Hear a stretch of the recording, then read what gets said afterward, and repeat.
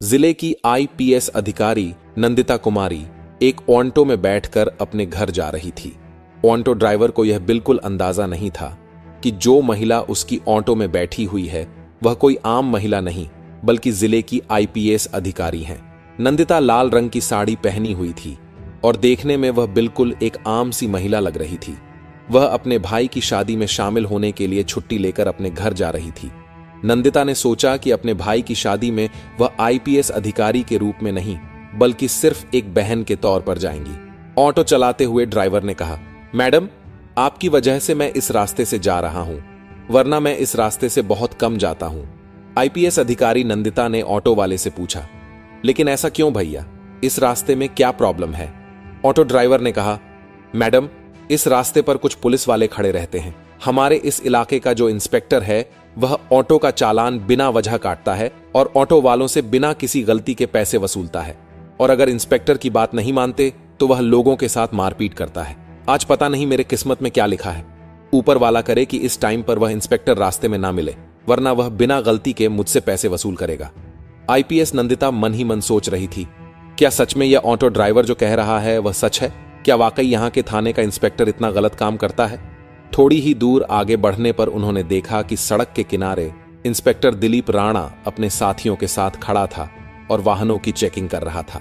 जैसे ही ऑटो उनके सामने पहुंचा, इंस्पेक्टर दिलीप राणा ने लाठी से इशारा करके ऑटो को रोक दिया। फिर इंस्पेक्टर दिलीप गुस्से में बोला, अरे ओ पायलट, नीचे उतर। तेरे बाप की सड़क है क्या? इतनी तेज स्पीड में ऑटो चला रहा है, कानून का कोई डर नहीं है क्या? चल अब जल्दी से 5,000 का चालान भर। इतना कहकर इंस्पेक्टर ने चालान बुक निकाल ली। ड्राइवर मोहन डरते हुए बोला, साहब, मैंने कोई नियम नहीं तोड़ा। आप किस बात का चालान काट रहे हैं? कृपया ऐसा मत कीजिए, मेरी कोई गलती नहीं है और अभी मेरे पास इतने पैसे भी नहीं है। मैं आपको 5,000 रुपए कहां से दूं? यह सुनकर इंस्पेक्टर दिलीप और भड़क गया। उसने ऊंची आवाज में कहा, ज्यादा जुबान मत चला मेरे सामने। पैसे नहीं है तो ऑटो क्या फ्री में चलाता है? जल्दी से ऑटो के कागज निकाल, कहीं यह ऑटो चोरी का तो नहीं है? ड्राइवर ने जल्दी से सारे कागज निकाल कर दिखा दिए। कागज बिल्कुल ठीक थे, सब कुछ पूरा था, लेकिन इंस्पेक्टर दिलीप ने फिर भी कहा, कागज तो सही है लेकिन चालान तो भरना ही पड़ेगा। अब 5 नहीं तो 3,000 ही दे दें, वरना तेरी यह ऑटो अभी सीज कर दूंगा। पास ही खड़ी आईपीएस नंदिता नेगी यह सब कुछ ध्यान से देख और सुन रही थी। उन्होंने देखा कि किस तरह इंस्पेक्टर दिलीप सिंह राणा एक गरीब और मेहनती ऑटो ड्राइवर को बिना वजह परेशान कर रहा था, उससे पैसे वसूलने की कोशिश कर रहा था। उनके मन में गुस्सा तो आया, पर उन्होंने खुद को शांत रखा ताकि पहले पूरी सच्चाई समझ सकें और फिर सही समय पर कार्रवाई कर सकें। ऑटो ड्राइवर ने डरते हुए इंस्पेक्टर दिलीप से कहा, साहब, इतने पैसे मैं कहां से लाऊं? अभी तक तो सिर्फ 300 रुपए की ही कमाई हुई है, मैं कैसे आपको 3,000 दूं? कृपया छोड़ दीजिए साहब, जाने दीजिए। मेरे छोटे छोटे बच्चे हैं, मैं गरीब आदमी हूं, दिन भर मेहनत करके अपने परिवार का पेट पालता हूं, मुझ पर रहम कीजिए साहब। लेकिन इंस्पेक्टर दिलीप राणा को जरा भी दया नहीं आई। वह गुस्से में भर उठा। उसने ड्राइवर का गिरेबान पकड़कर उसे बुरी तरफ मारने लगा और चिल्लाते हुए बोला, जब पैसे नहीं है तो ऑटो क्यों चलाता है? तेरे बाप की सड़क है क्या जो इतनी स्पीड में ऑटो चलाएगा? ऊपर से मुझसे जुबान लड़ाता है। चल, तुझे थाने का मजा चखाते हैं। इतना सुनते ही आईपीएस नंदिता खुद को रोक नहीं पाई। वह तुरंत आगे बढ़ी और इंस्पेक्टर के सामने खड़ी होकर बोली, इंस्पेक्टर, आप बिल्कुल गलत कर रहे हैं। जब ड्राइवर ने कोई गलती नहीं की तो आप उसका चालान क्यों काट रहे हैं? ऊपर से आपने उसके साथ मारपीट किया, यह कानून का उल्लंघन है। आपको कोई हक नहीं है किसी गरीब पर इस तरह का अत्याचार करने का, इसे जाने दीजिए। इंस्पेक्टर दिलीप राणा पहले से ही गुस्से में था। नंदिता की बात सुनकर वह और भड़क गया। उसने ताव में आकर कहा, अच्छा, अब तू मुझे सिखाएगी कि कानून क्या होता है? बहुत जुबान चल रही है तेरी, लगता है तुझे भी जेल की हवा खिलानी पड़ेगी। चल, अब दोनों एक साथ जेल में रहना, वहीं चलाना अपनी जुबान। नंदिता का चेहरा गुस्से से लाल हो गया, पर उन्होंने अपने आप पर काबू रखा। वह देखना चाहती थी कि यह इंस्पेक्टर आखिर किस हद तक गिर सकता है। इंस्पेक्टर दिलीप को यह जरा भी अंदाजा नहीं था कि उसके सामने खड़ी यह साधारण सी साड़ी पहनी महिला कोई आम औरत नहीं बल्कि जिले की आईपीएस अधिकारी नंदिता कुमारी है। दिलीप राणा ने अपने साथियों को आदेश दिया, चलो, दोनों को थाने ले चलो, वहीं देखेंगे इन दोनों की कितनी जुबान चलती है। तभी 2 पुरुष कांस्टेबल और 2 महिला कांस्टेबल तुरंत आगे बढ़े और उन्होंने ड्राइवर और आईपीएस नंदिता को पकड़ लिया। जब वे थाने पहुंचे तो इंस्पेक्टर दिलीप सिंह ने कहा, इन्हें यहीं बैठा दो, अब यहां देखते हैं ये दोनों क्या करते हैं, इनकी औकात तो इन्हें दिखानी पड़ेगी। हवलदारों ने दोनों को एक बेंच पर बैठा दिया। दिलीप सिंह राणा कुर्सी पर बैठा ही था कि तभी उसका मोबाइल पर एक कॉल आया। उसने कॉल उठाते हुए कहा, हाँ, आपका सब काम हो जाएगा, उस केस में आपका नाम नहीं आएगा, बस मेरे पैसे तैयार रखना, टेंशन मत लो, मैं आपका सारा काम कर दूंगा। आईपीएस नंदिता कुमारी और ऑटो ड्राइवर दोनों बैठकर यह सब सुन रहे थे।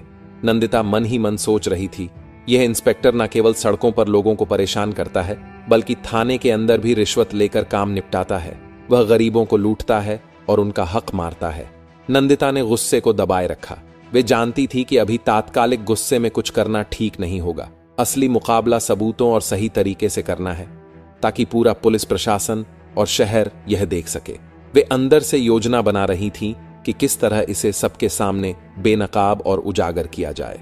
पास बैठा ऑटो ड्राइवर परेशान था। वह अपने घर और बच्चों की चिंता कर रहा था।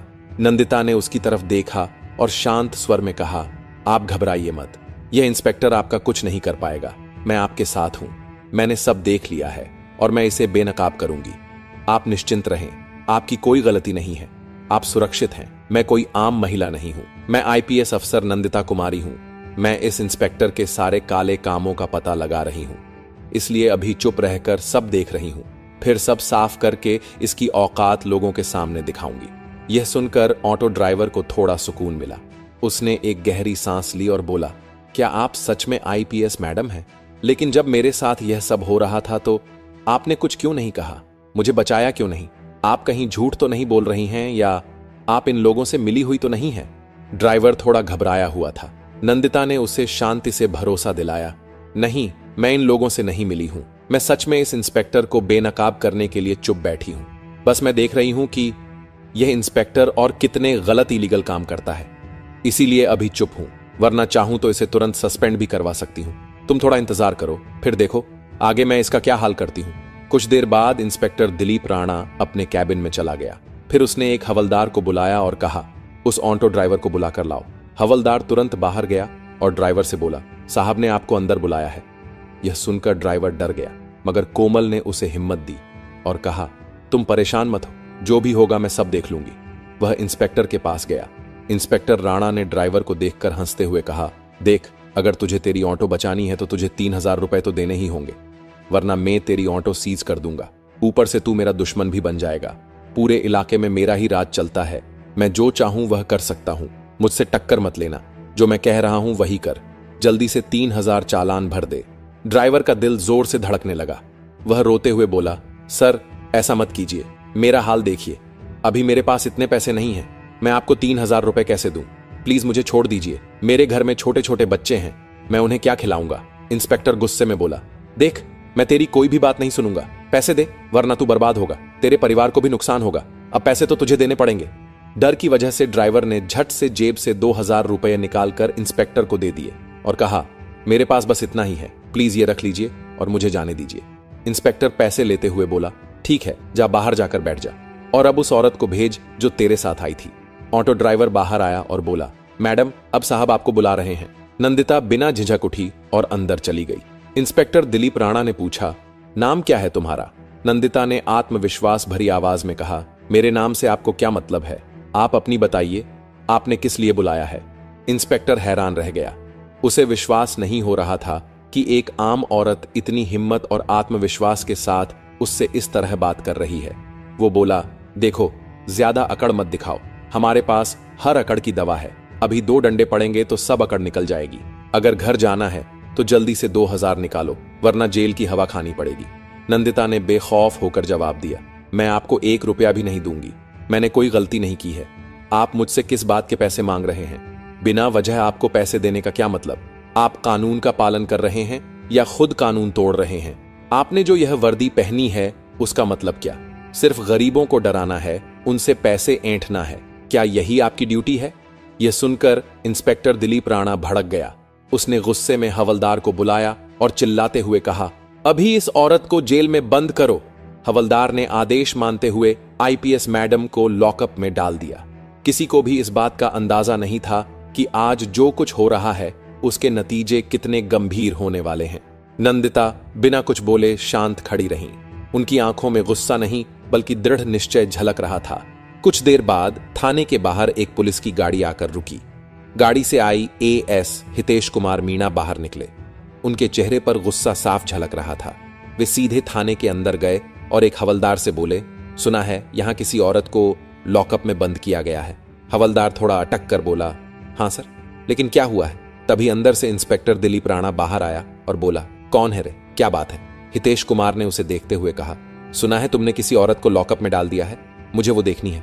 दिलीप राणा बोला, हां डाला है, चलिए दिखाता हूं। इतना कहकर इंस्पेक्टर दिलीप अधिकारी हितेश कुमार को लेकर लॉकअप के पास गया।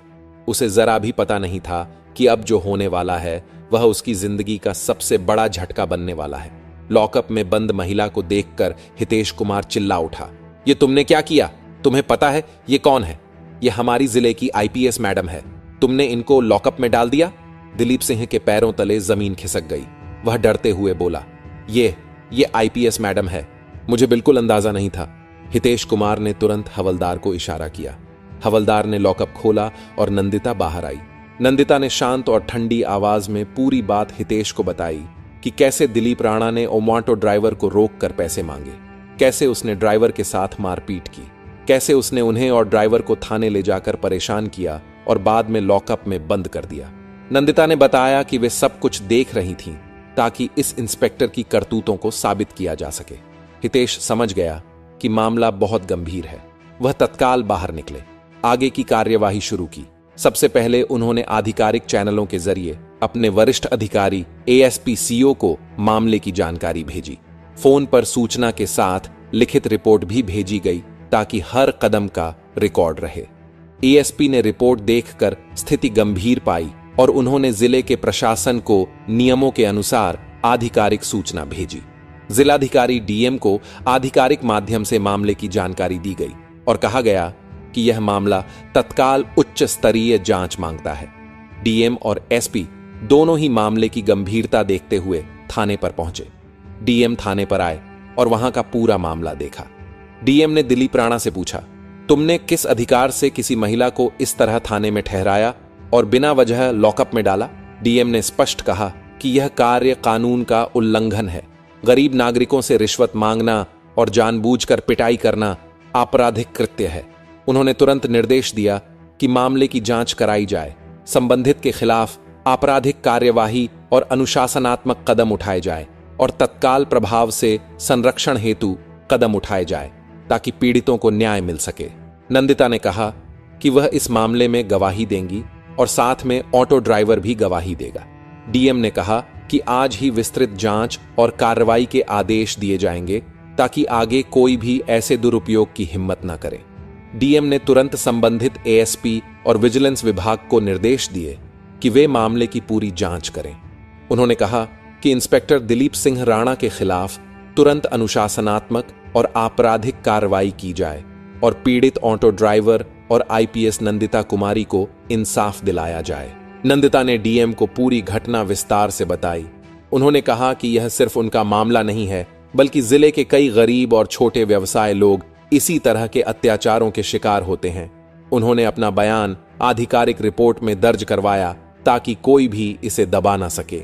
ऑटो ड्राइवर से भी पूछताछ हुए। ड्राइवर ने डीएम और जांच अधिकारियों के सामने बताया कि किस तरह से दिलीप राणा ने बिना किसी कारण के चालान भरने और पैसे मांगने की धमकी दी। उसने बताया कि अगर उसने पैसे नहीं दिए होते तो उसका ऑटो सीज हो जाता और परिवार भूखा मर जाता। ऑटो ड्राइवर का बयान भी आधिकारिक फाइल में दर्ज किया गया। जांच शुरू हुई। विजिलेंस टीम ने थाने के रिकॉर्ड और सीसीटीवी फुटेज का अध्ययन किया। उन्होंने देखा कि दिलीप राणा कई बार ऑटो चालकों और गरीब लोगों को डराकर पैसे वसूलता रहा है। अगले दिन सूरज की पहली किरण के साथ शहर की सड़कों पर अधिकारियों की गाड़ियों की लाइन लग गई। एसपी कमिश्नर के साथ कई आईएएस आईपीएस अधिकारी थाने में प्रवेश किया। उन्हें देखकर इंस्पेक्टर दिलीप राणा के चेहरे का रंग उड़ गया। दिलीप राणा की कुछ भी नहीं सुनी गई और उसके हाथों में हथकड़ी डाल दी गई। एसपी कमिश्नर ने आईएएस अधिकारी हितेश को आदेश दिया और कहा दिलीप राणा को अभी इसी वक्त सलाखों के पीछे डाला जाए। जो कानून का उल्लंघन करेगा उसका यही हाल होएगा। और इसके बाद दिलीप राणा को सलाखों के पीछे डाल दिया गया।